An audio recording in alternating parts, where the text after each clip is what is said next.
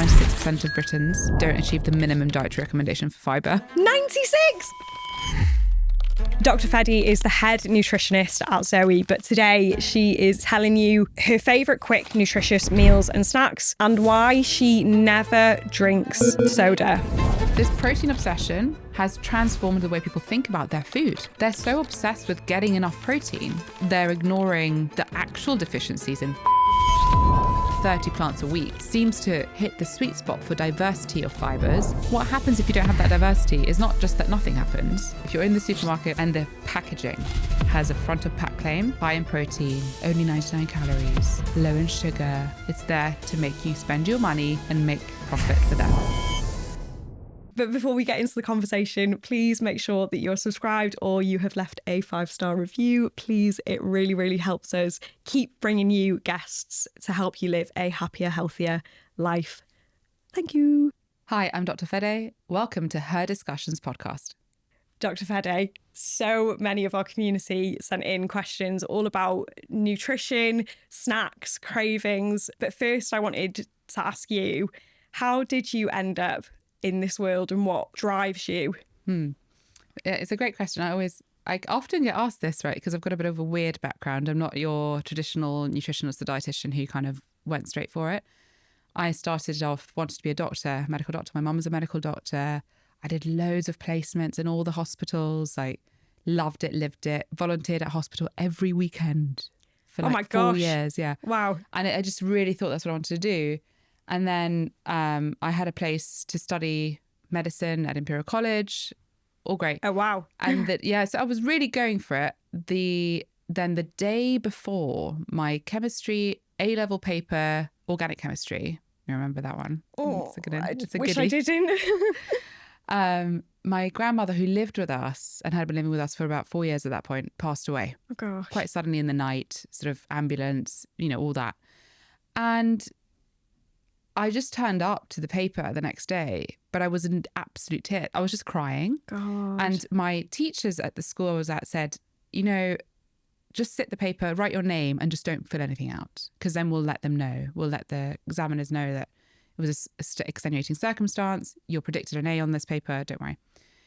So fast forward, Imperial were like, yeah, it's all good. Like, it's a one-off. We'll just forget about it. But then just before we were supposed to move into our halls, a week before, oh no, they said, actually, we're really sorry, but we can't make this exception because it's a chemistry paper. And of course, chemistry is so fundamental to medicine. And I was like, I don't have a plan B.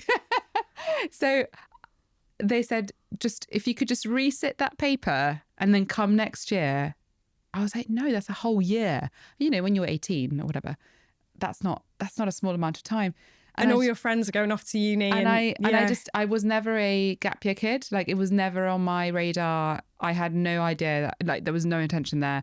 I'm Italian. We don't do that, actually. So it's just not in my thing. And so I went to my school counsellor person who looked after sixth formers, and I said, what should I do? And she said, well, why do you want to do medicine? I said, well, I love people and I'm really interested in how the body works. I'm fascinated. I want to know everything. And so she said, well, why don't you do biomedical sciences? And then you can always do postgraduate. And I was like, I didn't even know there was a thing. I said, okay, well, where should I do biomed? And she said, well, the number one university at that time is Edinburgh. Not really London, is it? But I was like, okay. So, and this is a few years ago. So I called them. I said, hey, this has happened. Here's my UCAS number. And they were like, tap, tap, tap, tap, tap. Oh, yeah, you can come. So that's it. I left school, going in for a meeting and coming out and moving to Scotland. Oh, wow. And my poor mum, she was like, oh. I've never been there, never been to Edinburgh. But a few of my friends were going and I was just really interested in doing a degree at this point. So I went off and it was the best pivot, the best surprise moment, because I absolutely loved it. I loved the degree. I ended up doing endocrine pharmacology as a massive wow. FU to my chemistry A-level as my honours. So I did biomed and then I did my honours in pharmacology, and I was one of the 7 crazy people who decided to go to endocrine pharmacology, and had the time of my life. And during that time, I became more aware of how public health worked and how hospital systems worked. And I had done another work placement at a university hospital in Rome. And I was like, well, this is different. It works very differently there. Patient experience is very different. And also how the doctors work is very different. So when I then came to the decision of, okay, I can either apply to postgraduate medicine now or something else, suddenly my sort of ideas had changed. All my friends who had gone to medicine were like, don't do it, don't do it, please save yourself. And I suddenly had a choice. I was like, okay, I could go back to the original path or I could not. And I ended up doing public health, which no one was doing. There was like 10 of us at the time. It was such a niche master's, but it was my professor of pharmacology who still taught by writing on blackboards, legend. Wow. He said to me, have you ever heard of public health? And I said, no, never. And he said, it's basically population medicine. So you learn about disease at a population level and then how to prevent it. And I was like, oh, yes, that sounds great. So that's how my path changed. From public health, it took about 3 seconds for everything to point to nutrition. It was like, best interventions we have, like vaccinations, excellent for, communicable, for like infectious diseases. Everything else, food. I was like, oh, why don't we look at that?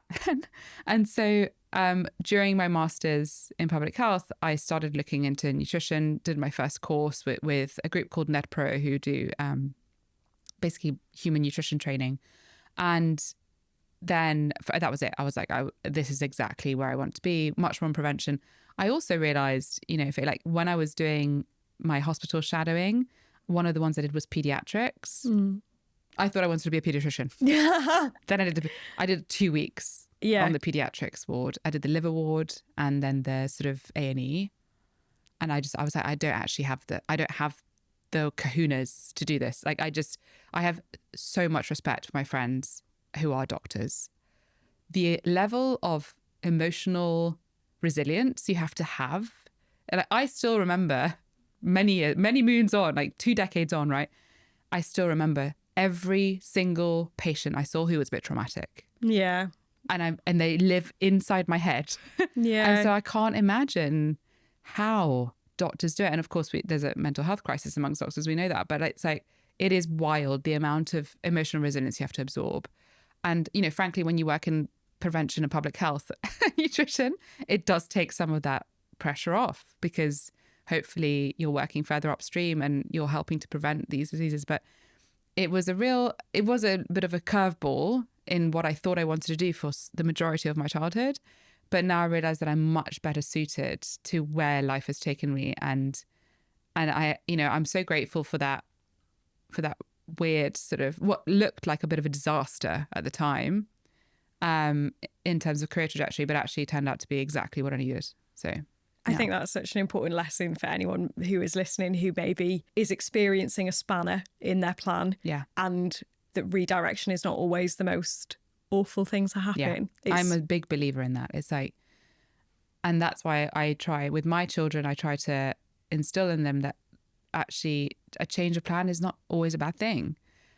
Because it's one of the things that has served me best in life, honestly. Just like, it's not like blind faith, right? It's not just like, the universal, but it's just sometimes accepting that things happen and it's not clear why right now. But if you just continue on your path and continue doing the things that you value, then the plan will reveal itself. But it is important to do that because you see a lot of rigidity now with the way that the school system is set up in universities. It's like you have a path, you're going to be a lawyer, this is what you will do. It very rarely works out like that. So I think it's important for young people and people who are earlier in their career or people who are changing careers just to remember that it's never linear. It's not blind faith. It absolutely isn't. It's having that trust in yourself. Like I can't imagine being 18 and then you wake up one morning, you're doing one thing, and then by the afternoon you've moved to Scotland. But I can only, I can only imagine that you have to have so much trust in that you take yourself with you. The plan might not be working out, but you bring yourself to Edinburgh and you do the best you can. So make the most of the situation. That is like 100% a massive part of it. It's just, Well, I'm a bit of a yes person. So I love an opportunity. I'm like, oh, we should do that. And people are like, no, we shouldn't. We don't have time. I'm like, but it's an opportunity. So like, there's always opportunities that lie in plot twists. I love that. I think it's so useful to anyone hearing this on a Monday morning as well. I'm going to come on to our section called Buy or Bye Bye. I'm going to show you something. It's a great little fun game. I'm going to show you something and you will tell me if you would buy it or you would say bye bye. Okay. So, starting with chocolate. Dark chocolate, 70%, buy. And milk chocolate? For me, personally, bye. Okay. I don't like it. Listen, if you love dairy milk, buy dairy milk. If we're buying it for health reasons, so if you're trying to add a food to your diet that's going to have measurable health effects, it's the dark chocolate that has that research. Fab. Okay. Oh, buy every day. Buy I didn't even say all it. the time. Chia seeds. for the audio, chia seeds, buy all the time. Why? They're just such a powerhouse. So when we think about increasing fiber intake, increasing accessible omega-3 fatty acids from plant sources, so ALAs, increasing satiety, just chia seeds, man, they are just so good. And the only thing with chia seeds is I would say like soak them, especially if you don't have a lot of fiber in your diet, and especially if you're not increasing your water intake with your fiber intake. Just give them a little soak. They don't need to soak overnight, even 10-20 minutes in the morning. If you've like made a little yogurt pot for yourself and you're getting ready to leave the house, between that, that 10-15 minutes in between is still good enough. And eat them. They're so good. But don't shovel them by the teaspoon raw, please. Fab. Okay. What are your favourite ways to consume chia seeds? I love a chia pudding. I put it in my porridge. I put it in my yogurt bowls. I put it in very rarely, but if I ever do decide to bake a cake, I'll put them in there. They're great. They make cake moist and delicious. I hate that word, but it works. I put them in smoothies. Nice. And that's probably all the applications I can think of. Nice. I love it in the cake. It's really good in cake. So if you make like an apple cake, love apple cake with like almond flour, chia seeds, a bit yogurt. I don't have an exact recipe for this, but it works very well. You can also bake it into your bread. More like truly just go for it. More is more. With chia. Nice. Yeah. So a resounding buy. I love that. Instant flavoured oatmeal. Bye. Okay. Honestly. Your best is just so much of the goodness of the oats has been stripped in these products that you're not actually getting the benefits of oat. And it's not going to fill you up either. These are often quite small sachets. And the reason they're small is because there's a lot of added sugars normally. So to keep that labeling, they have to make them fairly small portions. You're just so much better off getting in like oats, ideally jumbo rolled, so they've got more of the fiber. And it takes 1.5 minutes to microwave normal oats in a microwave. And then you can sweeten them with honey or fruits yourself, and it'll be better. Protein pudding. Don't know what that is, but no.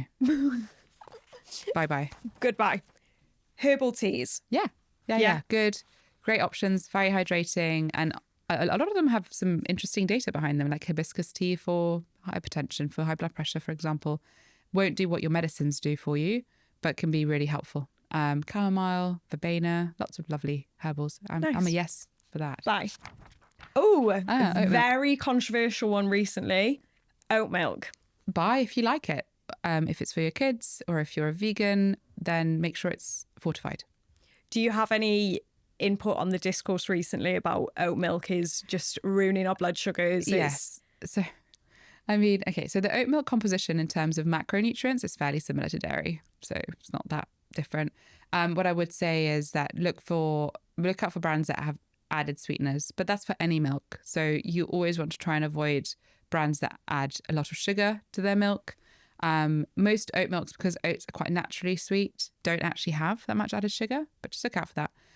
The glyphosate conversation is negligible with oat milk because so much of the oat has been stripped down and blended. So it's not a major contributor of glyphosate intake. Glyphosate is safe for human consumption at the levels we find it in our normal farming practices. So there's a lot of fear mongering. I don't know why oat milk was just targeted. Actually, I do know. Apparently, there was quite a lot of dairy industry money that went behind trying to remove oat milk as like a favorite because the growth was so big. So Interesting. I haven't got the proof of that. This is what I've heard. But truly, if you're someone who's lactose intolerant, or you just simply don't want to consume so much cow's milk because of the environmental impact, it's a good option. Soya is my favorite. Yeah. Because in terms of its nutritional profile, it is really good. It's got, more proteins. It contains phytoestrogens. But truly, oat milk is a good option. And my kids love it. I just make sure that it's a fortified one so that they get the benefits of the B12D, choline, iodine. Actually, they don't fortify with choline, but iodine. You said glyphosate. Glyphosate, yes. Excuse my ignorance. No. What is that, and what is the issue with that? Glyphosate is a weed killer, basically. So it's a herbicide pesticide that's used to spray crops to reduce their propensity for basically going bad, right? Now with oats, they're also sprayed after harvest because it helps to reduce the risk of rotting from humidity. It's a petrochemical industry product. It is, it's one of these man-made chemicals that have helped us to grow our food industry to be so prolific now. And there's a lot of debate and conversation about glyphosate and its safety in humans. There's a lot of emerging data about how it impacts things like gut microbiome composition, gut inflammation. There's worries about glyphosate impact on child's development. There's a lot to unpack there. I think what's important to remember is that the levels of glyphosate are quite tightly controlled.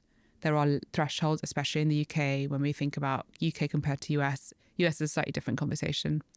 But generally speaking, even in the US, they are quite tightly controlled. And there's very little data to suggest that consuming glyphosate in foods in normal amounts is very dangerous. There's more data to suggest that if you live very close by to the fields that are being sprayed daily, or that you're exposed because of the work you do, there's more negative impacts there. But really, oat milk is, as I said, it is a processed product. Yeah. So by the time you drink that, the glyphosate's gone. Yeah. If you said to me, to switch that, if someone's pregnant or trying to conceive and they say, I eat oats, which you should because they're really good for you, should I buy organic? I'm like, yeah, that's a very developmentally delicate time of life. If you can afford to buy the organic oats and it's not going to stop you from buying other healthy products, then in that time of life, yes, I would say I buy organic oats, for example. But truly, oat milk is just the bottom, it's very close to the bottom of my list. Fine. For worrying about glyphosate contamination or glyphosate intake. It's quite scary when you say all those things, but Yeah. I think what's really important to remember is the poisons in the dose as well. That really common thing. The poisons in the dose, but also there's so many things in our environment. So if you think about the exposome, all the things we're exposed to that influence our health, and that, the exposome is what actually helps to decide how our genome, how our genetics express themselves, right? Now, if you think about the exposome, there is a hierarchy. Yeah. So what I always try to say to people is whilst there are lots of things that are quite worrying, they do come in a hierarchy. So there are certain things that will have a disproportionately larger effect on your health and your longevity compared to others. Glyphosate in oat milk is one of these teeny weeny ones. Another one that's actually quite small but gets a lot of attention is non-stick cookware. Yes. Right? It's don't get me wrong. I have personally looked at and done some research looking at PFAS, and so these forever chemicals and how they impact health. But we have to understand where the majority of them are coming from, and it's not your cookware. Yeah. It is your food and your water. So again, it's let's not get really fixated on what's quite a small contributor. Oat milk as well. Again, how much oat milk do you drink? Truly, are you having a splash in your tea, a cappuccino, and maybe a bit in your porridge? That's a very small amount of that food in your overall dietary pattern. So I've been asked about oat milk for years now, and often I just think, how much of it are you drinking a day for you to be this worried about it? Yeah. Worry about the 2 glasses of wine you're having every day. Sure, that has a much more measurable impact on your life than the splash of oat milk that you have. And it's really not that bad for you. The glucose fear mongering around oat milk is wild. Yeah. And the glyphosates are pretty much negligible in this food. My favourite phrase I learned recently is putting deck chairs out on the Titanic. Like, it's focusing, majoring in the minors, focusing Majoring on in the minors, exactly that. So I really love that one. Yeah. Don't buy, make. Okay. Yeah. What would you have a go-to smoothie that you like? Oh, berries, yogurt, kefir, almond butter. Ooh. Very good. Chia. Banana or mango or like another sort of meaty fruit, which is gross, but you know what I mean, like texture-wise. Some frozen cauliflower works exceptionally well in smoothies. Yes. I've done the cauliflower and the courgette as well. Courgette in a smoothie. Works well. Yeah. Sometimes if it's for like my kids or so breakfast, but quick breakfast, bit of oats in there as well. I mean, there's loads of varieties. I don't have a fixed recipe as such, but it's like the berries, the yogurt kefir combo, some seeds and nut butters just tie it together beautifully. Gorge. Okay, that's on my breakfast for tomorrow. Sorted. Oh yeah, buy every day, all the time. For those on audio, Greek yogurt is what is on screen, and that was buy every day, all day. But yeah, Greek yogurt's fantastic. If you don't eat dairy, again, you can get some really good coconut and soy alternatives. But it's a shame that the environmental impact of yogurt is quite bad, to be honest. So it's about, like, I always try to think about this as balancing, having decent portions, but not crazy, not loads, right? Yeah. But in terms of health benefits, eating yogurt is just so good. It's nutrient dense. It's very good for your gut health. Yogurt consumption is a really good way to reduce the risk of colorectal cancer. And it's delicious and satiating. I mean, it's just 10 out of 10. Nice. Because I was actually vegan for 10 years and my main reasoning was environmental. Yeah. And then now I'm veggie, eat meat. I'm very flexy. But like yogurt is one of my big things. And I feel like, I don't eat as much meat. I don't eat. It's way, in terms of environmental impact, it's like way better than eating beef, right? Yeah. So it's just, but I'm always reminded that it does have quite a big impact. So I always say as well, like, if you're able to buy a Greek yogurt that's made from higher welfare, more sustainable farming, there are like lovely brands that do this, then great. But it is truly an accessible food as well. So nice. When it comes to health, it's definitely one to have. Eat more yogurt, eat less beef is going to help too. Nice. Do you have any brands in mind that you can think of off the top of your head? Yeah, but no there's I like Yo Valley. I like Rachel's. No, it's State Dairy. Have you tried theirs? No. God, so good. And then there's a really nice Greek brand. I can't remember the name, but it's very nice. Natura sells theirs. Their nice Greek yogurt. It's delicious. Good. It's very good.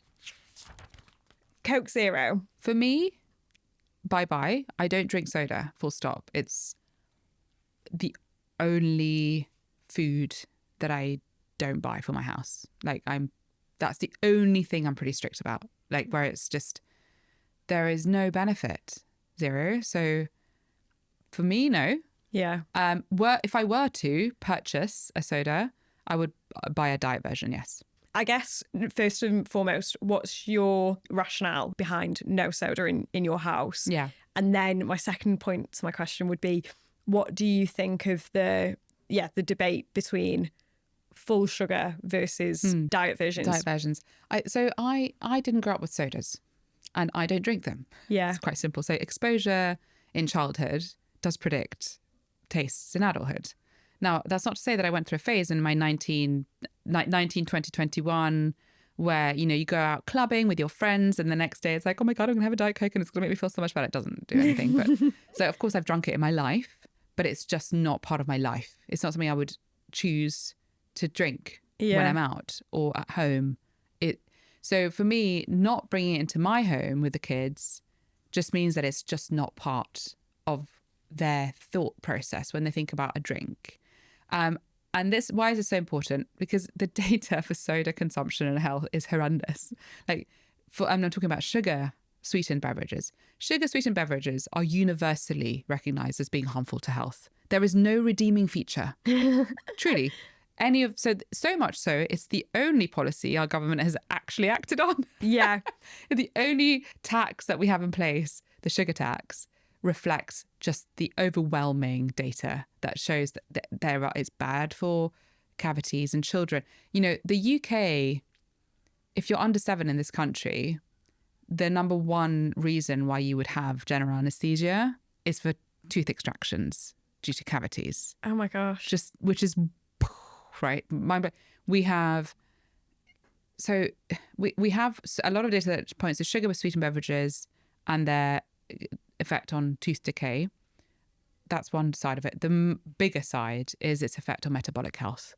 If you want to reduce the risk of obesity, if you want to reduce the risk of type 2 diabetes, if you want to reduce the risk of metabolic syndrome more generally, sugar sweetened beverages are the first to fall off the cliff. Yeah. So it's just, for me, it's like, you know, there's so many things that are part of our culture, or they're sort of part of, culture is the word I'm looking for, food culture. But sugar sweetened beverages are recent. Yeah. They are purely for profit. And they're not part of food culture. Like, they just aren't. They've worked damn hard to do it, to become part of culture. We can see how they have spent an inordinate amount of money to be present at very culturally significant moments, including the fall of the Berlin Wall, one of the first brands to be there. What? Yeah. I won't name the brand, but you know how to talk about.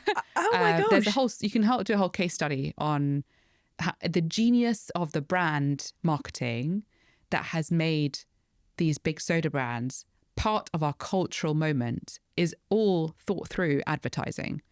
The way that, you know, Santa Claus is now red. He wasn't. He was green. And that is entirely to do with brand alignment. Christmas is here when you hear the jingle and you see the truck, right? Yeah. That's all the brand trying to become part of the culture. But it wasn't up to like 80 years ago. Like, so I'm mad. I'm not letting that happen. Not in my house. I love that. I just think that with a lot of things, with the majority of foods, nothing is forbidden. Nothing is good or bad. It's all about teaching a way of understanding the role of food in is it an everyday food that helps with energy or strength or your brain? Or is it a sometimes food that's just fun to eat? That's the structure by which I've raised my girls. But for me, sugar sweetened beverages have no place in that framework, because even a candy, even like a kitten candy, God, they're delicious. Jamie should start paying me for this, but no, I'm joking. But you know, they serve like a moment of joy where you have this little candy and you share it, and maybe there's a play date, and they're just quite sweet looking. And they taste good, right? For me, sodas don't have a place for that at all anywhere. There's just no reason for them. And they're too harmful to consider giving them a place in that. Interesting. Yeah. And where would diet versions fall on that? So for me, a diet version, there's such a good way to reduce your sugar intake if you are a soda drinker. So if you are someone who has grown up with sodas and they are featured in your diet, and I've lots of friends who have grown up with this, then at least switching to the diet version is going to reduce the impact of the excess free sugars in the full fat version. And so for me, the diet versions act as a switch point where it's like, you really should try to reduce the sugar sweetened versions. But you know, the evidence that's growing now, but it's not concluded. We're not there yet with being clear 100% on what's happening, but you see from population data and some specific studies from like the Nutritious Santé group, who do a lot of work on additives, that diet soda consumption does seem to have an effect on gut microbiome composition. The most compelling data is from patients who have IBDs, so Crohn's disease, ulcerative colitis, seem to be worsened by sugar, by these non-nutritive sweeteners, these artificial sweeteners. So it's too early to say that it's going to impact everybody negatively, but certainly rodent studies indicate that it's a blanket effect. And who knows, when we have this conversation again in 5 years or 10 years time, that data may have shifted. I think it's shifting negatively. Like, I don't think, but to date, if we looked at the totality of evidence, depends what your outcome is, right? So if you're trying to help people lose weight, reduce sugar consumption, improve dental health, the diet versions are an obvious win. Yeah. If you're thinking about long-term gut microbiome, gut health, taste preference, and to some extent, how the taste preference then changes other food choices in the day. Because the other thing is that these diet sodas are very sweet, and whether they then sort of make you more prone to have other sweet foods outside of the diet soda itself that then contribute to increased sugar intake anyway, that's a question mark. Yeah. But it's like an interesting one. So I'd say like it depends on the outcome that you're trying to achieve. As I said, if you're currently drinking like 2 liters of Coca-Cola a day, switching to Diet Coke will help, right? God, that makes me feel violently. I know. I've met a lot of people who do.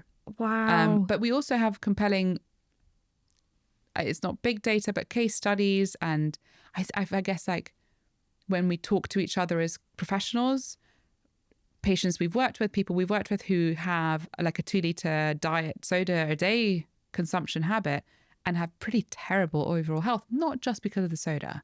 No. But when you take that out, there's an improvement. Yeah. So listen, water is king. Yeah. Water is great. Herbal teas, coffee, normal tea, builder's tea. Kombuchas now are emerging as like a really great way to have something fun to drink. Sugar sweetened beverages, just truly. No. And be careful of the ones that are marketing themselves as healthy. I mean, the big soda companies are bringing out prebiotic sodas. So there's loads of brands that are adding a bit of prebiotic like inulin to their preparation and then calling it gut friendly. Now, don't get me wrong, some of the brands don't have much sugar added. So it's actually okay. Yeah. But the others are just plain soda with a bit of inulin. I wanted to pick out what you said about raising your daughters with nothing is good or bad. They're just the foods have value. Function, yeah. Your function, it might be that some of them are just less nutritious, because I grew up in an almond. My mum is, my mum and dad are almond parents. Oh, both of them? Oh, yeah, big almond parents. Okay. And I remember my nana used to pick me up from school every Monday, and my nana would pick me and my brother up with a Happy Meal every single Monday. So we got a McDonald's every single Monday, and it was brilliant. And then my dad found out about this. How many years in? Oh, I reckon what maybe. A legend. I know, and we'd get in a car and we'd have our Happy Meal. And then, do you know what the funny thing is as well? Is if we'd see her on the weekend, she'd probably take us to the cinema and we'd get a Happy Meal as well. Because my nana couldn't cook for shit.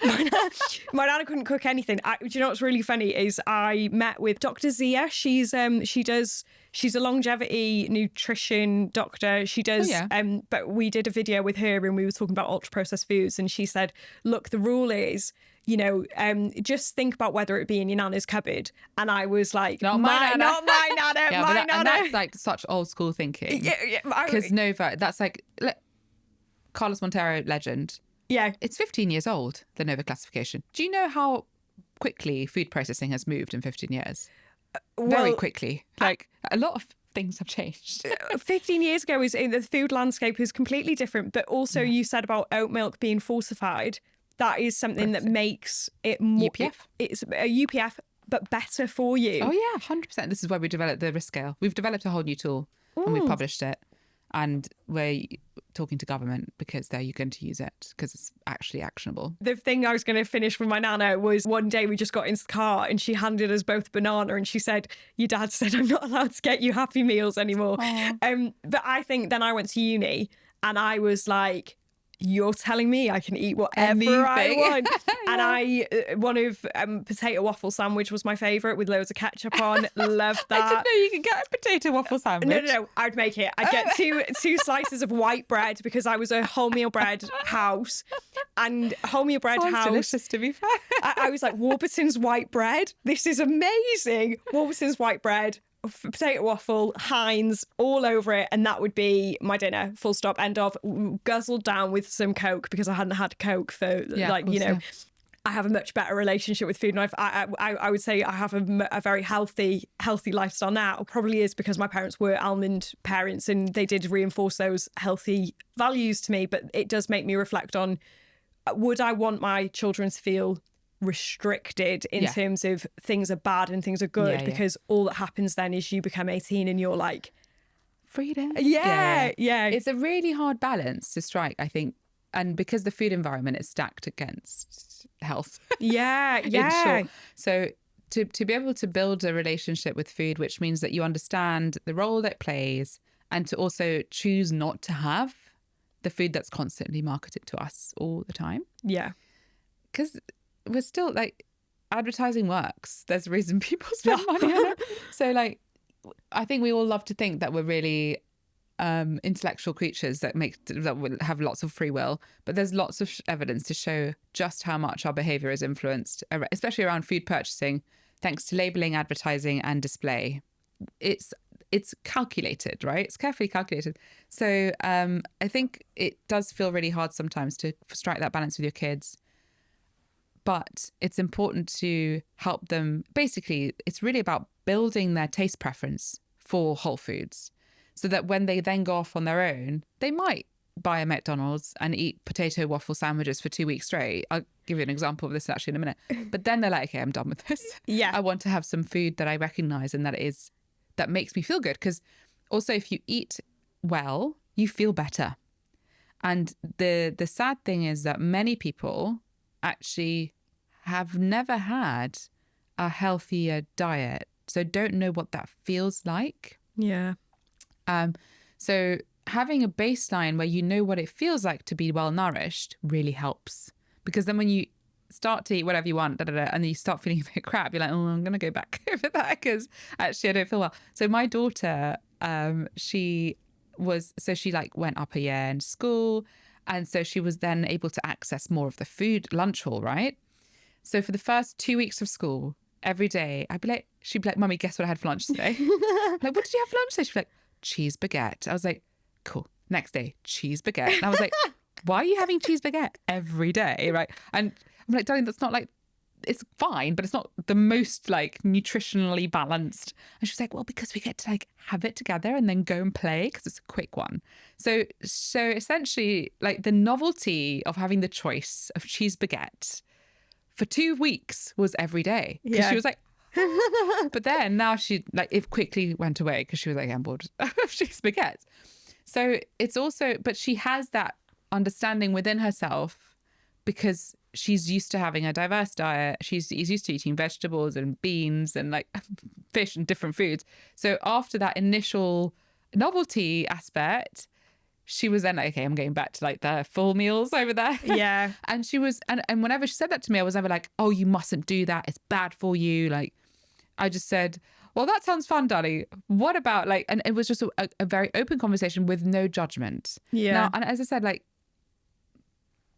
people say, oh, your kids must only eat like prepared from scratch meals and have no junk. No, that is not what I'm trying to do at all.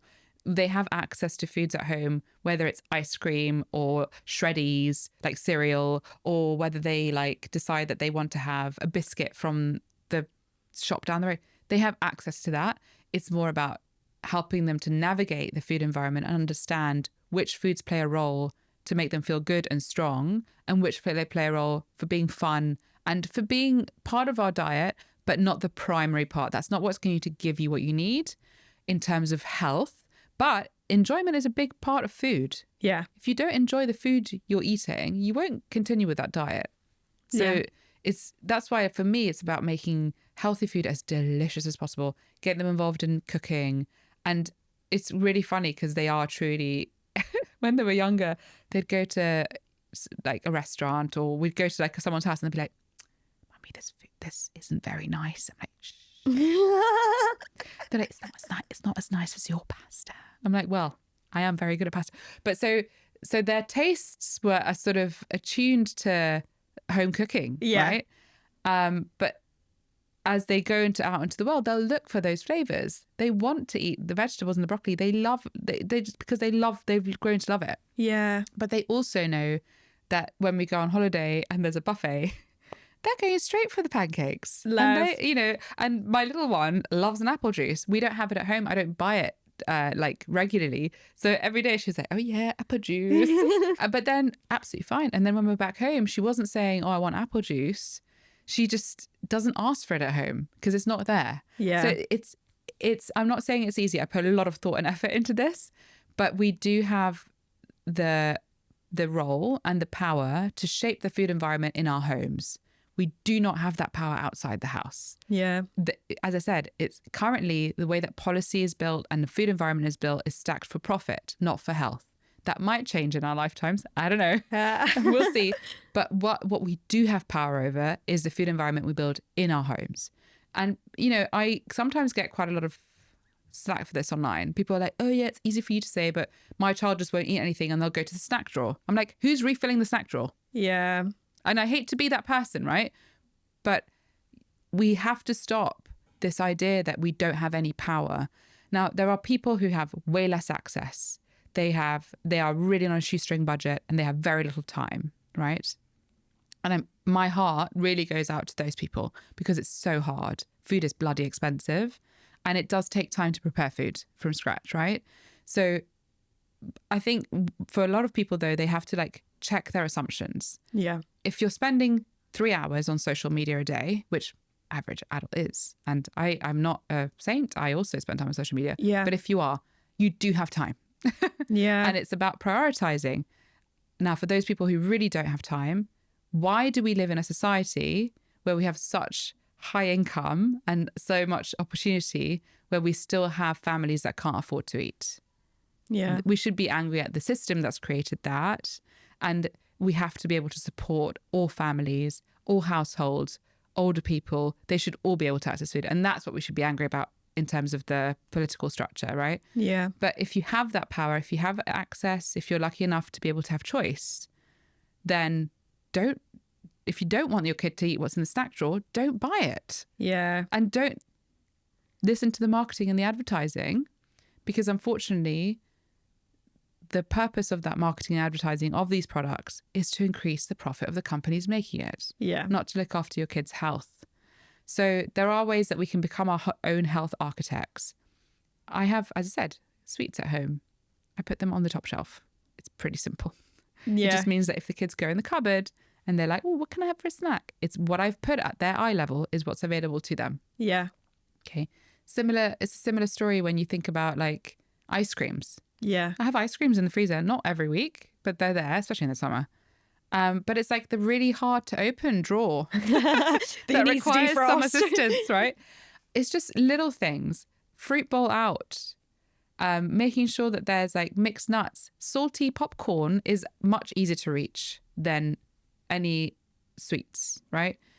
So also make it easy for your kids to be independent and to choose snacks for themselves that are healthy and for yourself. Because let's be honest, we're all doing it. We're all like, there was a really interesting study that looked at the average time people working from home opening their fridge a day.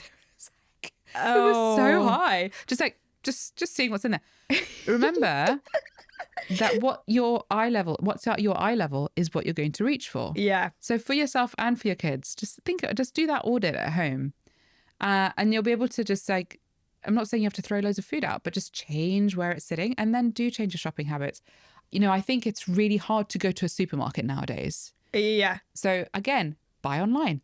Like, just go for it. That way you type in your list or you type in what you want and you buy it. They'll still try and sell you stuff you don't want at the end. They'll be like, ooh, promotions. Or like, what about adding this? It's like, no, go, check out. Much easier, especially taking your kids to the supermarket is like an endurance sport nowadays. Take them in there and they're like, Mummy, what is this snack with Peppa Pig on it? Or what is this snack with Paw Patrol? Or what is this? Like, and they just never seen it before. And they're like, there's aisles of this stuff. Just don't do it. Just don't take them. The snacks when you're at checkout or on the eye level of the kids to try and get them to ask you to buy it. Marketing it's on purpose. Yeah. And we're getting closer to reducing the amount of advertising and marketing cartoons that are allowed on these packets. Yeah. There are some really great people working with government to put pressure on this right now. If it'll But who knows when it'll happen. We saw what happened when BBC Panorama actually analysed the baby food pouches and the snacks for the kids and how they are completely devoid of nutrients. And yet they're allowed to be marketed as a healthy option, 4 months plus, right? If there was one piece of skepticism people can take away, is that if you're in the supermarket or you're online or wherever you're buying your stuff and the packaging has a front of pack claim, it is not there for a health purpose. It's there to make you spend your money and make profit for them. That's high in protein, only 99 calories, low in sugar. Just, have you ever seen any of that on a packet of lentils? No. On a broccoli? No. These are products that are trying to convince you that you need to buy them for a health purpose, but they're just a profit-making product. Don't buy it. And this question might come across as sexist, and I don't mean it to, Yeah. but you're obviously a busy woman, a busy parent. Yeah. Do you have any like go-to recipes? I mean, it doesn't have to be for a parent, just a busy, ambitious girl, woman in general. Yeah. You've had a busy day, you come home, you're like, I just want something quick and easy that is going to fuel me. What's your go-to? I just think about combining things in a way that it makes them just powers the nutrition up. So I'll give you an example. Like, okay, as I said, I'm Italian. Pasta is part of my life. Right? I love. But pasta is a canvas. It is not the main event. But a pasta with broccoli. So this takes a total of 12 minutes to prepare. Very important because time is scarce. Yeah. So you put some olive oil in a pan, some garlic, and some anchovies. Oh, important for their omega-3 content.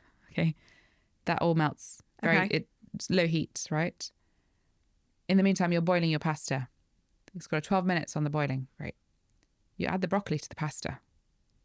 Yeah, interesting. About 3 minutes before draining it. Okay. Take that out. In the meantime, while that's cooking, you're putting some beans in that one in the pan. Nice, with the anchovies and the garlic. Yeah. Perfect. Then you drain the pasta to save a bit of the pasta water. Always, you need it. Yeah. Starch makes the sauce. Pop that in your pan. Put some Parmesan, extra virgin olive oil. You've got a meal. Done. Nice. Pasta bean combinations are a big feature of my life. As are I buy it. So, the parboiled whole grains, the spelt, the quinoa, the ones that come in the packets. Yes. Which you microwave for 2 minutes. Yes. Yeah. Now, there's an example of convenience being good. Yeah. Take that, microwave it. I actually put that in a bowl, put the grains in, some frozen spinach or fresh spinach or greens that are in my fridge, and steam that in the microwave together. Yeah. Beans again, or some tinned fish or both. So the way I think about it is you're trying to get plant diversity and nutrient-dense foods in a meal. So if you can get whole grains in, you can get pulses in, so whether it's chickpeas or lentils or beans, whatever you like. If you can get nuts and seeds, so just top food with nuts and seeds, just buy mixed. It's cheaper. Put it on top. Healthy fats, omega-3s, extra virgin olive oil. And then I always try to include like vegetables in whatever form. Leafy greens do have, and cruciferous veg have extra oomph. But if you can use those principles to combine them into a dish, you're doing really well. And then, of course, there's like great ways to change it up. Tofu is fantastic food. It's so versatile. And it's really nice to see that more people are cooking with it because it's actually really easy. Yeah. And you can make it taste however you want. It'll absorb anything. So, but those are the principles that I think of. I'm like, what's my whole grain, or what's my like complex carb? Where's my pulse? Yeah. Where's some healthy fats? Is it avocado? Is it olive oil? Or is it a sardine? And then how do I combine that with some really good vegetables? Now, if you put that in a bowl and microwave it all together or put it in a pot, you'll get a meal. It doesn't have to be fancy. I'm not a fancy cooking person. It's just flavor combinations. And if you're not sure, more is more with plants. So add some spices, add some fresh herbs, and you'll be doing your health a favor, and the flavor profile will be more complex and more exciting. So it'll make your food taste better. So I think those are the kind of principles. And then if you're someone who loves a recipe, that's fantastic. There's so many great recipe books out there that help to bring these principles together. I mean, we wrote the Food for Life cookbook Zoe, me and Tim. Catherine Bruton is a recipe developer. She's got fantastic content on her social media. Soph's Plant Kitchen. Oh my God, her recipes are so good. Yes. You know, there's so many people who make really healthy, plant-forward, nourishing, nutritionally complete recipes and share them. Rhiannon Lambert, her books. Yes. Great recipes. She's obviously very well thought through. So if you are a recipe person, fantastic. If you're like me and you just chuck things in a pan, just bring those elements together and you'll have a meal. It's delicious as well. Gorgeous. Last buy or bye, and then we're going to come on to some community questions. Oh, nice. Oh. Kombucha. Yeah, bye. Yeah. Bye. Yeah, okay. yeah. I like a fancy drink. Like I do. So I think that's probably my downfall. If I'm out for a restaurant and maybe I'm not having alcohol, then I'm like, oh, I just want something to have with my meal. And so you like a kombucha? Yeah, so kombucha is genuinely great because it is a fermented food. And actually kombuchas, at Zoe, we did a study and we analysed some popular fermented foods for their actual content of live microbes. And kombucha were like right up there. Water kefirs and kombucha had a lot of live microbes in them. So they're really good. The only watch out with kombucha is some brands add a lot of sugar after the fermentation process. You can tell because they're exceptionally sweet. Yeah. But you know, generally speaking, I'd say that the majority of kombuchas that are on the market do a really good job, and they're good for you. They're like a fermented food. Making it at home is really satisfying. It takes a bit of time. Yeah. But it's quite complex. So I make other ferments. I don't make kombucha anymore. I did for a while, and I was like, yeah, it's quite a lot of time. But if you have the time, it's so fun. And you say it's fancy, they're tasty, and they give you that little bit of flavour, but they actually do have health benefits. So yeah, I would say kombucha is a yes for me. Now I'm going to play you a voice note that has been sent in from our community. Nice. Hi guys, my question is what are some recipes or even whole foods that are healthy, filling, and most importantly, limit bloating? Thank you so much. Filling and limit bloating. So bloating is often a result of constipation in like a simple term. What constipation means though in this case is just it could be slow gut motility. So it might just be that actually your gut is passing food through slower than ideal. This can be for several reasons. It could be because of where you are in your cycle. It could be because you're not moving much throughout the day.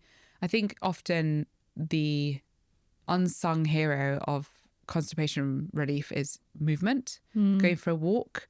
Our guts are actually designed to function best when we're walking, standing, upright, essentially. We spend a lot of time sitting down with a 90-degree angle in our pelvis, which is just not what our gut's like, I can't quite squeeze around this corner. So there's a lot of reasons why people bloat, but those are some of them. There's also if you're not used to eating fibre. So if you've got a low fibre diet, now let's remember, 96% of Britons don't achieve the minimum dietary recommendation for fibre. 96? Yeah. Oh my gosh. So when we talk about nutrient deficiencies, it's the number one, like by a stretch. 96 is wild. It's wild, and it's got worse. So with the last NDNS survey, it was like 90%. Now we're at 96. So we have this fibre deficiency, and it's why this year a lot of people talking about fibre. It's great that this is happening, but it really is chronic. So we have this massive deficiency problem. The average UK adult gets about 18 grams a day, when the minimum dietary recommendation per day is 30. Now, oh my gosh, important. So it's quite a way off. It's quite a way off. 30 isn't the ceiling. 30 is where we start to see benefits of 25 grams. 30 is a bit better, but when you see dose response for fibre, it's like 50, 90, still improvements. What would have, excuse my ignorance, this is how much nutrition was taught in medical school, clearly, but what is, like, how much fibre is in, say, like an apple? Yeah, not much. An apple's about between 1 and 2 grams. Oh my God. Yeah. So what does, like, if I was to just have 30 grams of fibre on a plate right now, what would that look like? So you'd need to have some lentils. So beans, lentil, chickpeas. Lentils are amazing. They're like 18 grams for like a cup. Okay, fab. Nuts and seeds. Yeah. So this is why when we talk about this plate idea, the whole grains, the pulses, the nuts and seeds are doing most of the heavy lifting. They're the foods that really pack a punch with fiber per portion. Yeah. The chia seeds, those things. So if you wanted to build out a plate that had a lot of fiber, you'd be combining those foods. So you can imagine if you have, and in a lot of traditional cultures, by the way, combining whole grains and pulses is like normal. So that's what you would get. So in Italy, we have, for example, we use a lot of like beans with spelt or with barley. When you make a minestrone, that's what it is. So most of us don't eat. I mean, whole grains have fallen off a cliff. People don't eat whole grains.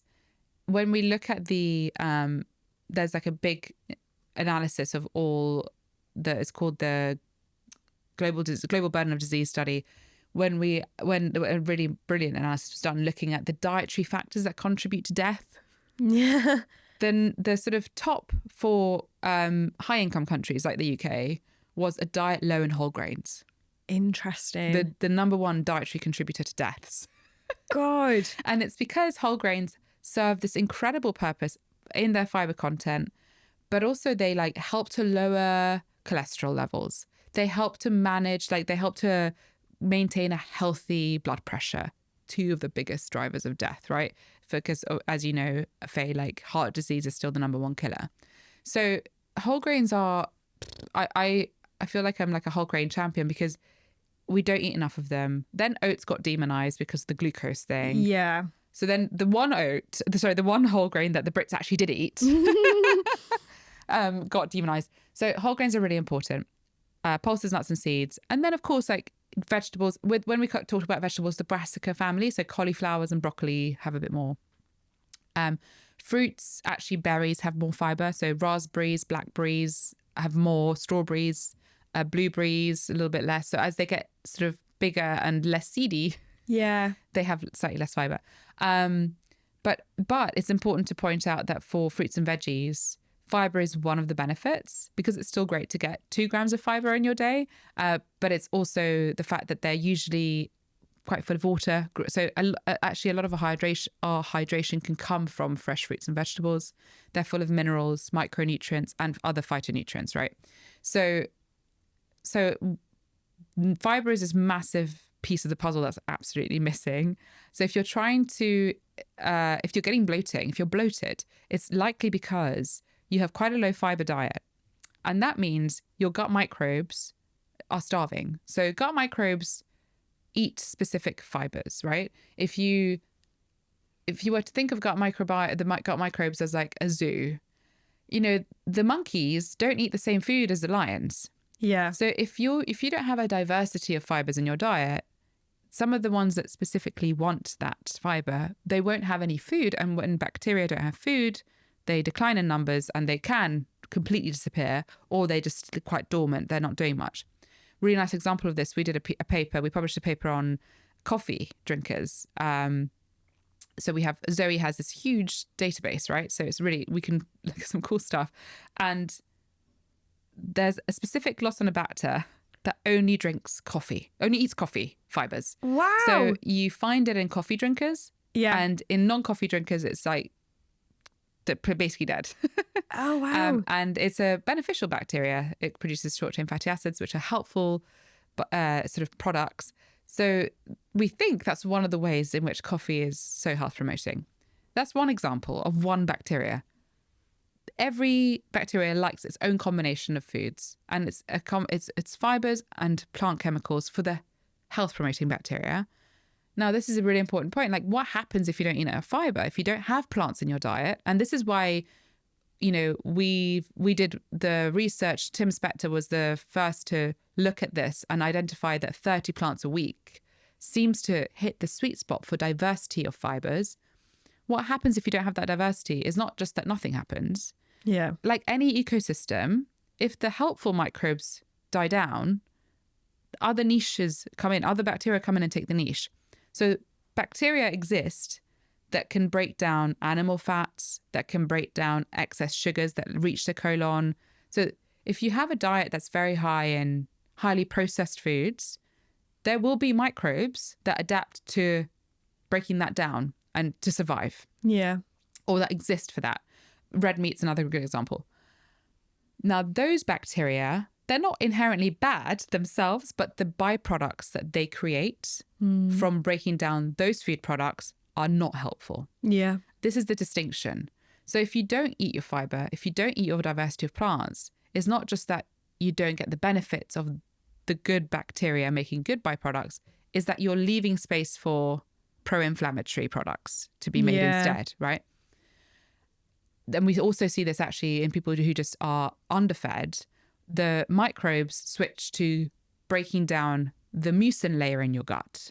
So the mucus layer in your gut that your gut produces to keep it sort of intact then becomes food for your microbes if you're not eating enough food. So it's an ecosystem. It adapts to survive. Back to bloating. If you don't normally eat fiber, so your microbes are not used to fiber, breaking fiber down, and then you do eat fiber. So for instance, you suddenly decide, I'm going to have a lentil chili tonight. Your gut microbiome is going to be like, what is this? And there'll be maybe 3 microbes who are like, yeah, lentils. But there's not enough of them to break the fiber down efficiently and in a way that isn't uncomfortable. Yeah. And so bloating actually, bloating and gas and flatulence are actually in theory positive because it shows that there's fiber. But you have to have the right ecosystem to deal with that. So what I suggest for people who tend to have a low fiber diet, so maybe more constipated, perhaps they are more sedentary, start slow. Because if you suddenly overwhelm your gut microbes with lots of fiber, you will get bloated. You might get constipated. Yeah. Because your gut is like, what is going on? Especially if you don't increase your water intake at the same time. So start slow. And what that might look like is just adding like a spoonful of beans to your dish, or maybe 1 teaspoon of chia to your yogurt. Just start slow. Take it easy. It's not a race. Yeah. And just go gradually. So if you have 1 spoonful and you feel great, the next day have 2. If at 2 you bloat, stick to 2 for a bit. And then, so just do it slowly. Focus on diversity, add mixed spices, mixed seeds, mixed beans. You can buy all of these pre-mixed and they're even cheaper normally, which is great. And just take it easy. Go for a walk after a meal. Help your digestion with that. And if it is linked to your cycle, being aware of that, so knowing that you're going to bloat more just before your period starts, can actually help you to plan and say, okay, the week before that, I'm going to increase my fiber intake and my fluid intake to make sure that that slowed motility doesn't impact me as much.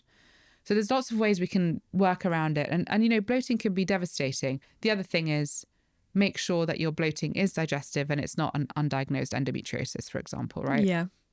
But you can do so much to help reduce bloating. And the final piece of advice is, again, if you're quite a sensitive gut and you're not used to fiber, have cooked vegetables. So the cooking process breaks some of that food matrix down for you. So a stew or a soup is going to be a little easier on your gut than like a raw chopped salad. I'd imagine that's where a lot of people who they try and make their diet healthier and then they get really gassy or really bloated and they say, do you know what, vegetables aren't for me. I'm better off having more of like a protein heavy diet. It happens all the time. Yeah. So that's really, really helpful. I'm going to come on to the second voice note that we have been sent. Hi, my question is about protein. I'm so busy in the day and I struggle to get enough protein in and I rely on protein bars, etc. So I was wondering if there's a better way to get enough protein in each day that would be good for long term. My first question is, what makes you think you're not getting enough protein? Interesting. We've talked about nutrient deficiencies. Yeah.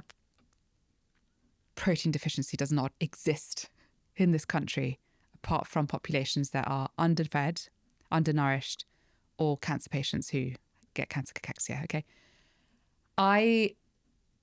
I'm blown away by how quickly protein became this priority. Yeah.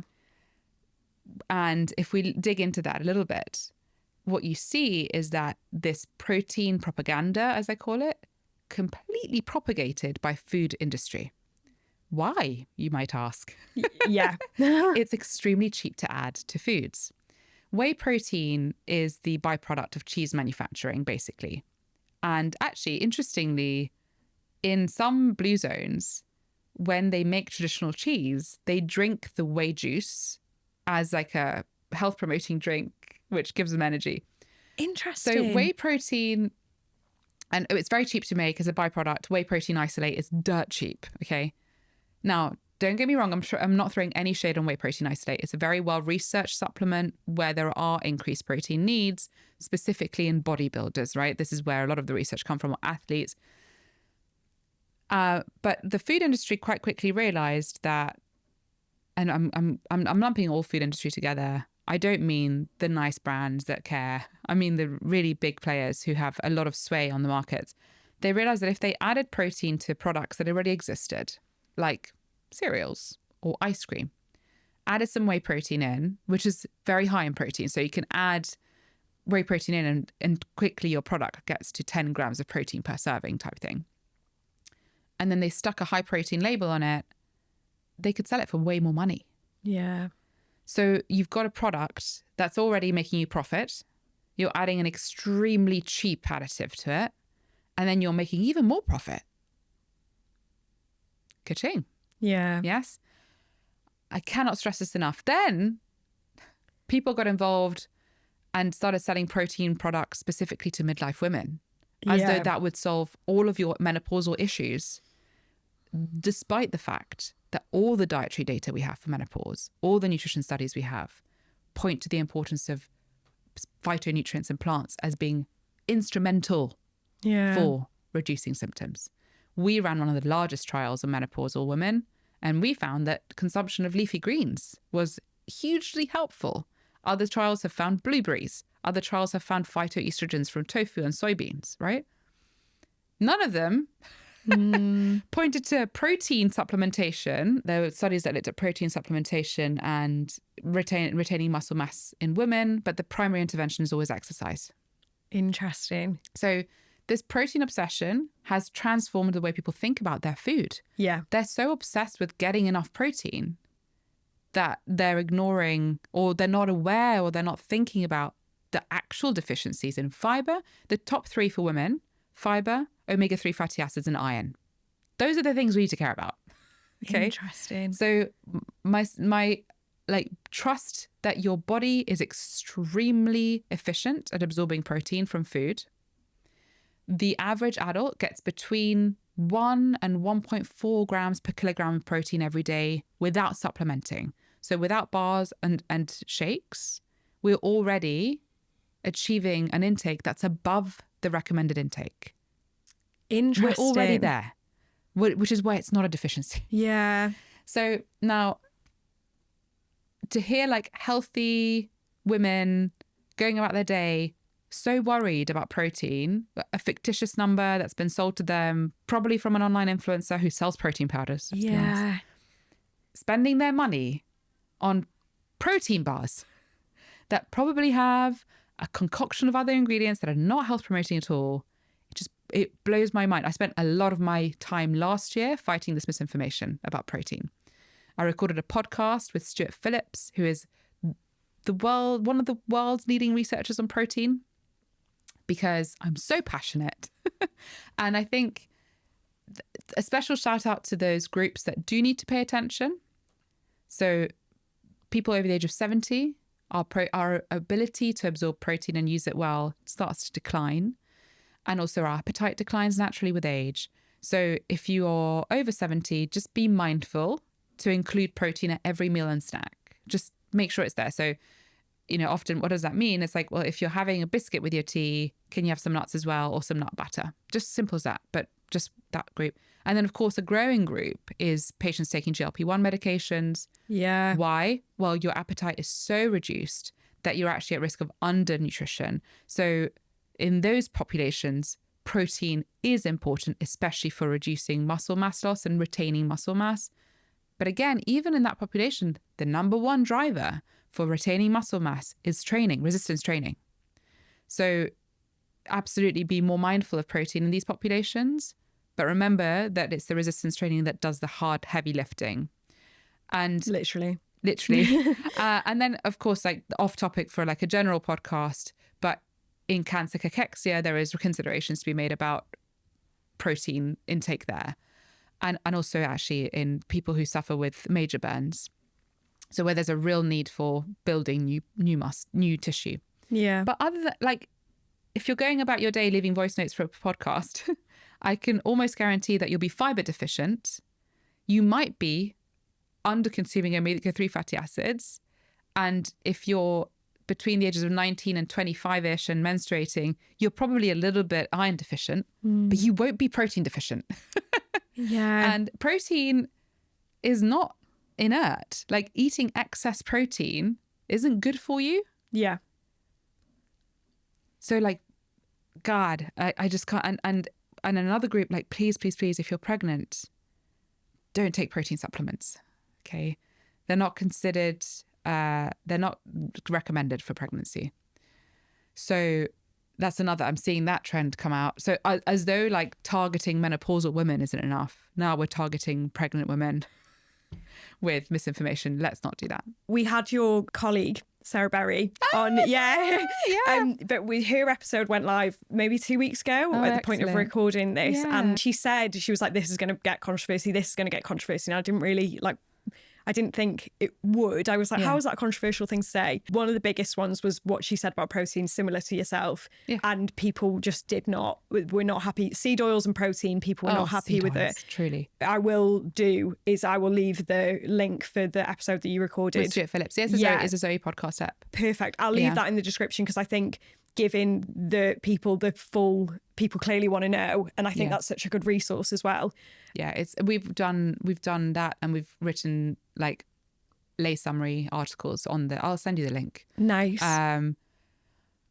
Honestly, it's wild. But you know, and now we're seeing this year. Everyone's like, "Oh, is fiber the new protein?" I'm like, no, because there is actually a fiber deficiency. Yeah. But you know, the same way there was protein washing as a health halo. Yeah. So protein ice cream, protein chocolate, protein water.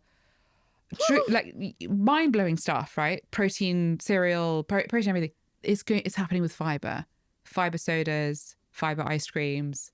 So it's like from cold face to fire, or whatever the thing is. It's like we have to remember that if it's a high risk processed food, if you're taking whey protein isolate as a supplement, whatever, like, it's affordable. It's probably a waste of money, but it's affordable. What really bothers me is the high protein industrial foods. It's like these highly processed foods that are in themselves junk food with a protein sticker on the front. Yeah. If you're eating a Snickers, I like Snickers bars, but Snickers is a Snickers, even if it's a high protein Snickers, okay? Yeah. Like, it doesn't make it healthier. It's just got another additive in it. Let's not kid ourselves. Let's not kid ourselves. And so we're going to see the same thing with fiber. Interesting. We're going to see like, and you can see it already. It's already a trend. People are starting to sort of understand that fiber is super important for health, but will be marketed convenience, highly processed junk foods with added fiber as a solution that we don't need. Yeah. Really what we need to be doing is eating more plant foods that contain fiber naturally. Yeah. That's the solution. They're dirt cheap, frozen, canned. I don't mind how you do it. Yeah. But will be sold convenience foods that are essentially unhealthy with a fiber sticker on top. And I think half the battle is just being aware before it comes down on us. So this is our section, real or real. It's actually a TikTok, not a reel. Okay. I will show it you, and then I would just love to know any thoughts that come to your head. Okay, fine. Okay, God. Okay, right. Research on intermittent fasting and keto and high intensity interval training is shocking when you look at it for women in their reproductive years. I was shocked because you hear all the great stories about the research for intermittent fasting slows down aging, reverses aging, improves insulin sensitivity, improves cognitive performance. I mean, it's pretty remarkable. And it is true that those things are possible. But the cohort that was studied, the research was done on men and postmenopausal women. The little bit of research that has been done on women in their reproductive years with an active infradian rhythm is that intermittent fasting done in the way that is promoted, let's say, in the mainstream conversation right now, that it's good for everybody, it actually has the extreme opposite effect. It worsens insulin sensitivity. It increases brain fog. It destabilizes mood. And, oh, by the way, it shrinks your ovaries. Intermittent fasting. What is the truth for women? Okay, so first of all, we have to decide. So there's different types of fasting. There's the intermittent fasting, which is like prolonged window. So where you only eat for 6 hours a day. And then there's time restricted eating, which is essentially having like a 10 to 12 hour eating window, 12 to 14 hour overnight fast. Yeah. There's data on both now, but I would say that the data that's really compelling for population advice is the time restricted eating data. So the idea that you don't eat at nighttime. Yeah. And I always say like it's common sense, right? Yeah. But actually a lot of people do eat quite late. Yeah. So we ran one of the largest trials on time restricted eating at Zoe. We had over 130,000 people enroll, 36,000 completed. Wow. So big numbers of reproductive age, of postmenopausal, all sorts of people, right? Yeah. It was one of our community studies. And what we found in our data was that just observing a 12 to 14 hour overnight fast essentially helped people. They did feel better, actually. They had reduced hunger. Those who had a waist circumference that was above optimal range, reduced waist circumference. There was some minimal weight loss for those who had weight to lose, and mood, energy improved. Yeah. Great. So off the back of, now, really important to point out, 30% of the initial enrollers started and were like, nah, this isn't for me. Yeah. Not doing it. Yeah. I'm hungry. Yeah. So what does that tell us? You have to listen to your body. Like, it's not, everybody doesn't ever benefit from the same intervention, really. So if, the recommendation is give it a go. If it suits you, then actually you're quite likely to feel the benefits.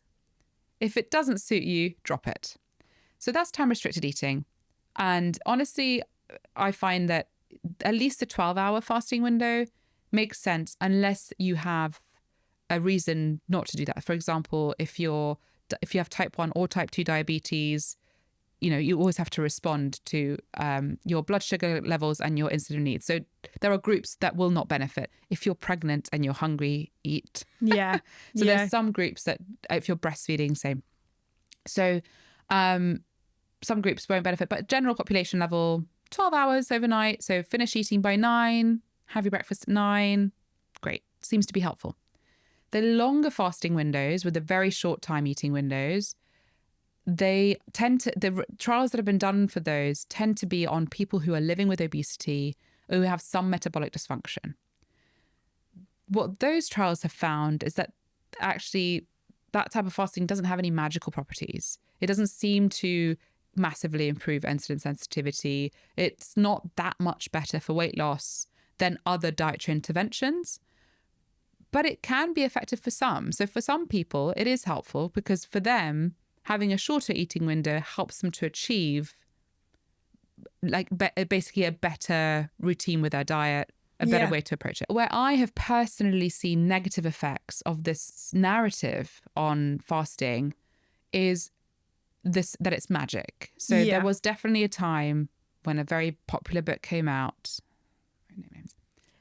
where a lot of women who didn't need to lose weight, who weren't living with obesity, who weren't struggling with their glucose control, who didn't have a metabolic reason to try it, started massively restricting their eating window and exercising and losing their periods, losing their hair. And that is where I'm like, oh my Lord. So this narrative that is magical is problematic. This narrative that all women need to fast is wrong. Yeah. And so what I would say is if you're a normal weight or even, light, so slightly towards the underweight category, restricting your food further is not going to be helpful. One of the first systems to suffer from undernutrition is our reproductive system. And unfortunately, once you reach that point, it's really quite hard to get it back. And it's really sad to see that something that seems so innocuous, like a wellness trend, can really have knock-on effects on your fertility and all these. So that's where I saw there was one year where I had majority of the women came to me because of the negative effects of prolonged fasting. God. And they had really suffered with it. They've been doing it for months and then their health had really, So I would say that video is a bit scaremongery. It's not going to shrink your ovaries as such, but it's definitely time restricted eating, fasting. I'm quite fascinated by the science around the fast mimicking diet as like a 5-day intervention. There's quite compelling evidence for people with chronic kidney disease. It really helping there. They're randomized control trials, but there's only a few of them. So it's interesting. It's not a magic bullet. Not everyone has to do it. It's just a tool that you can try if you want to. I think what we've learned out of all the data from time restricted eating is that your gut benefits from having a break overnight. So in terms of constipation, bloating and reflux, like we see that people do better. So from that side, don't eat while you sleep seems to be quite good advice. But that's really as far as we need to take it at population level. If you want to change it more for yourself, if you're healthy and you want to try it, but listen to your body. If you have a health condition and you're not sure, speak to your doctor, speak to a nutritionist, speak to a dietitian, someone who can help tailor the advice or tailor the advice to your needs. But yeah, I think a lot of damage was done actually with this rhetoric on fasting, to be honest. I, for one, am very, very, very grateful that a lot of the narrative in the nutrition and diet space has shifted to one of abundance, of including as many different foods as you can, as many different plants, nourishing your body as what someone who, I watched my mum say she was going to have a satsuma for dinner, like, a satsuma, that's enough. I won't have any more, I think a lot of us have grown up with women being told to be smaller and smaller and smaller and restrict and restrict and restrict. And this women opening their eyes to how wonderful and fabulous food can be for our bodies is just brilliant. And so I'm extremely grateful that you took your time out to come on the podcast today. There's a question that we've been asking all our guests. Yeah, go on. And it is, Dr. Fedi, what do you wish every girl knew before she was 25? So I think I wish every girl knew before she was 25 that the body she's feeding and building at this age is what's going to absolutely it's like you're building the body that's going to carry you right into your 80s. And I mean that 90s, 100s. I really mean that when we think especially about musculoskeletal health, so your bones. So I just think I love that now women and girls are really being encouraged to be strong and to use their bodies and to do chin-ups and stuff. I remember when I was growing up, I loved horse riding and ballet, and I was told not to do both because I would get big legs. Oh, God. So I stopped ballet and kept the horse riding. But, that you don't hear that so much anymore. And it's just, I've worked with so many women who have restricted their entire lives and who have been thin, and then they reach the age of sometimes as early as 40. And it starts to show that their body wasn't built to last, right? So, get to know your body, listen to it. It gives you loads of great messages.